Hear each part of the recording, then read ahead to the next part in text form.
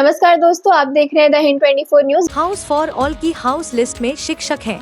तृणमूल पार्षद 2 मंजिला मकान की घटना से शोर मच गया। नगरवासियों की शिकायत है कि नगर पालिका को बार बार सूचना देने के बाद भी सरकारी आवास नहीं मिला। कुछ टूटे फूटे मिट्टी के मकानों में रह रहे हैं, कुछ तिकोने लटके हुए हैं। किसी ने शिकायत की कि इलाके के नेताओं को 50,000 रुपए नहीं दे पाने के कारण मकान नहीं मिला। शहर के एक निवासी ने कहा कि हाउस फॉर ऑल के घर में सभी को यह मिल चुका है। जिनके पास कई बड़े मकान हैं, उन्हें भी सरकारी मकान मिल गए। ऐसा ही मामला पश्चिम मेदिनीपुर जिले के रामजीवनपुर नगर पालिका का है। रामजीवनपुर नगर पालिका के वार्ड नंबर 4 के तृणमूल पार्षद शंभू दास पेशे से स्कूल शिक्षक हैं। शंभू दास के पास 2 मंजिला विशाल मकान है। फिर भी शंभू दास की पत्नी मनीषा दास को हाउस फॉर ऑल हाउस मिला है। घर का काम शुरू हो चुका है और इसी के साथ शोर शुरू हो गया। सवाल यह उठता है कि नगर निगम क्षेत्र में अभी भी कई ऐसे बेघर लोग हैं जो टूटे फूटे मिट्टी के घरों में रह रहे हैं। उन्हें अब तक घर नहीं मिला है और तृणमूल पार्षद का घर होने के बावजूद उन्हें घर कैसे मिल गया। सत्ताधारी पार्टी तृणमूल बीजेपी ने इस घटना की आलोचना की है।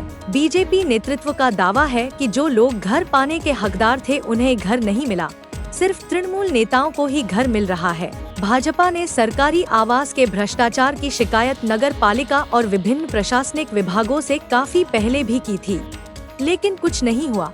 हालांकि नगर पालिका क्षेत्र के कई निवासियों को अभी तक यह सरकारी घर नहीं मिला है, लेकिन नगर पालिका के निवासियों ने तृणमूल नेताओं के खिलाफ कई भ्रष्टाचार के आरोप लगाए हैं। हालांकि नगर पालिका के चेयरमैन कल्याण तिवारी ने भ्रष्टाचार के आरोपों पर सफाई दी। দেখুন, এটা 2015 সালের বাড়ি। 2015 সালের সার্ভেতে নাম এসেছিল, সে তখনের বাড়ি, এখনের তো প্রশ্ন নয়। সে 2015 সাল থেকে সার্ভে হওয়ার পর ফেজ বাই ফেজ বাড়ি হচ্ছিল। এটা পঞ্চম ফেজের বাড়ি হচ্ছে।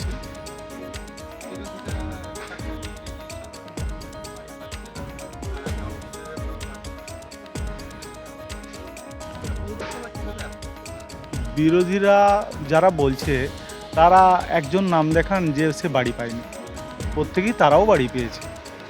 আর কটাক্ষ করার তো প্রশ্ন নেই, কটাক্ষ করবে কেন?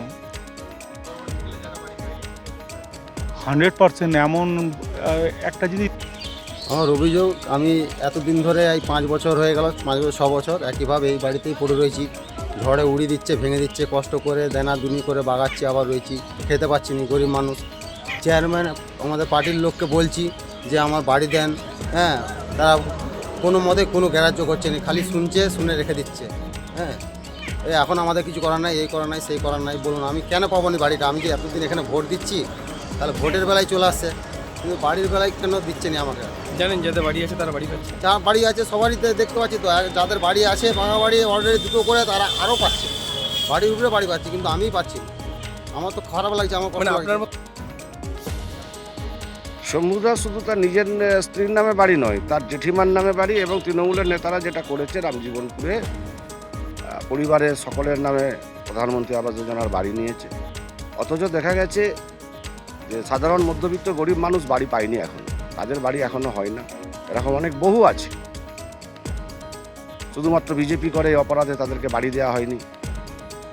যদিও কিছু বাড়ি পেয়েছে, তাদের টাকা আটকে রেখে দেওয়া হচ্ছে, তাদের উপরে চাপ তৈরি করা হচ্ছে, এবং অনেক বহুতল বিশিষ্ট বাড়ি আছে, তারপরেও তারা প্রধানমন্ত্রী আবাস যোজনার বাড়ি পেয়েছে কাটমানির বিনিময়ে।